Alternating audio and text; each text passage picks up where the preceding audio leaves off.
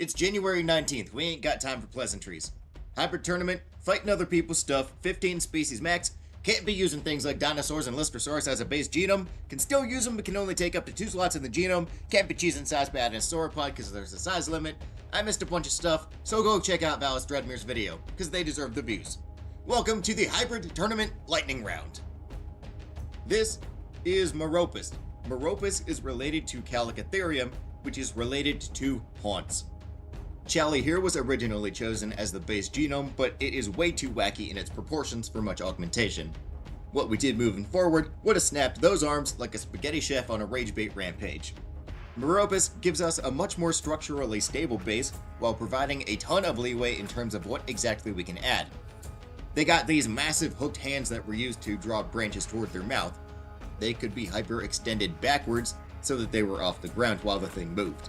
Aardvarks will make themselves known here to contribute some adaptations that are usually used for digging. The tendons in their arms and legs are utilized in the destruction of termite mounds, so incorporating them into Cal's own assist mechanically in hooking onto opponents and keeping them there.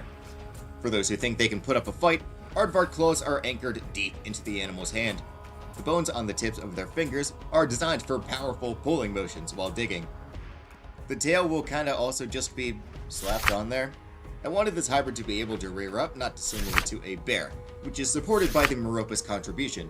In the end, Cal can't fully stand, but is more than able to pivot and reach higher targets on his opponent. Shortening the heel slightly, influenced by future contributors, help in stability and control. Aardvarks plant themselves on their heels when rearing up anyway, so this is just congruence at its finest. Because of the Aardvark inclusion, Cal can close his nostrils. The use of skunks and such to justify not showering is 100% going to be used against animals with heightened senses of smell. But now we don't gotta worry about that, at least temporarily. Transitions. Dino Krakuda. While modern-day hyenas were going to be used originally, I remembered being torn to shreds by packs of these things in Ark Survival Evolved. RIP. And decided to look into it. Boy, am I glad I did. Not only were their bites stronger, but they were more specialized in crunching than their modern relatives. Basically, slapping its head on the existing body would do wonders for our developing strategy. Especially after these two graciously saunter into the room. I know that both the short-tailed shrew and vampire bat are done to death, and that's why I need them. Without a proper way to tolerate the high levels of iron that are no doubt going to be flooding this competition, iron poisoning was a serious risk should the hybrid's injuries be retained throughout matches. Thankfully, this has been confirmed to not be the case, but the perks are still too good to pass up, even when used defensively. Outside of making the teeth and claws structurally stronger, they prevent unintended breakage during combat. We'll be seeing more out of these two later though, so let's get into the thickened lips and papillae of dromedary camels. These things eat cactus on the daily, so incorporating these papillae and thickened lips help biting into these spiky boys. Wolverines are next in line. Honey badgers are another animal I expect to see a lot of in this competition, and wolverines offer many of the same traits. Their muscular density is going to be used throughout the hybrid, as well as a tolerance to pain and endurance that make prolonged conflict more plausible. Adding to the Dino Krakuda's jaw is a robust mandibular hinge to further shore up our crunching potential, as well as a rotated molar in the back of the mouth. This helps wolverines chew open frozen meat, so adding it here would only bolster an already lethal bite force. Even shallow injuries will be a bloody mess. All perfect openings for the bat's saliva to keep it flowing. During prolonged bites, Cal can even use grooves on the bottom of his tongue, inherited from the bat, to lap up blood from his opponents. Cal's nose, at the end of the day, is a blend of everything we've discussed so far. Meropus was a horse relative, so it's safe to assume they had similar nostril structures. Combining this with Wolverine and Dino Krakuda mean we have all the scent receptors found in both prey and predator without overloading the system. Hormones and blood carry, so no matter where the opponent is in the venom pit, Cal can find them. At close range, every injury sustained and dealt is known and able to be exploited. Before the battle, Cal is able to, at the very least, anticipate what he's going to be going up against. Dino Krakuta, shrews, and wolverines all hunt a wide variety of prey, so there's a level of genetic memory that will be weaponized.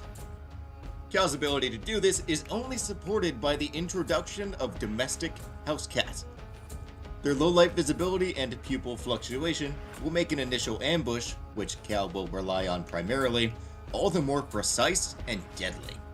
A cat's spatial awareness is another thing we will be implementing.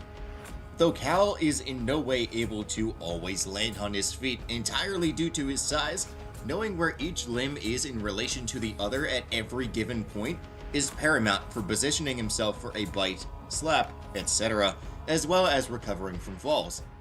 Shrew and Wolverine reflex capacity assist this all the more.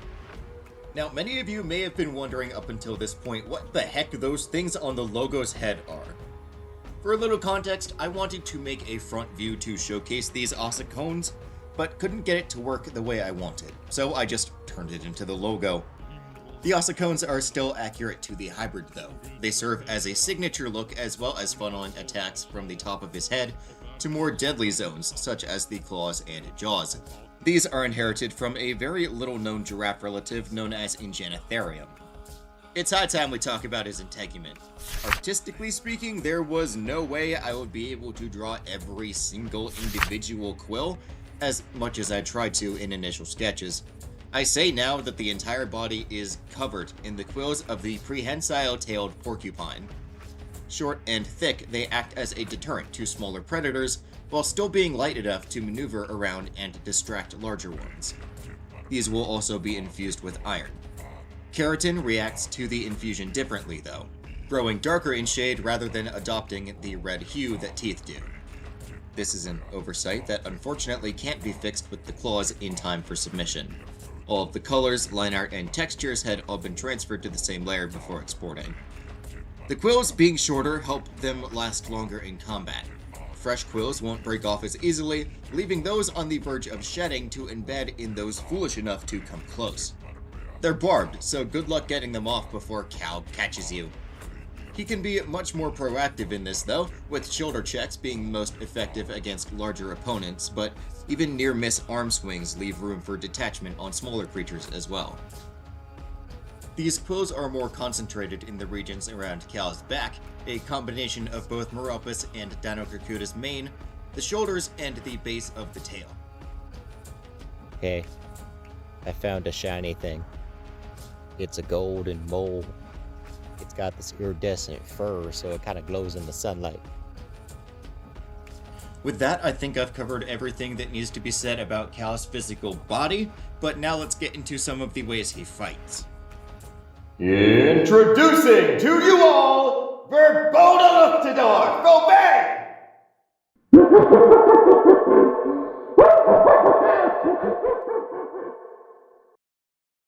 Cal's fighting style is exactly as it says on his stat sheet. Control.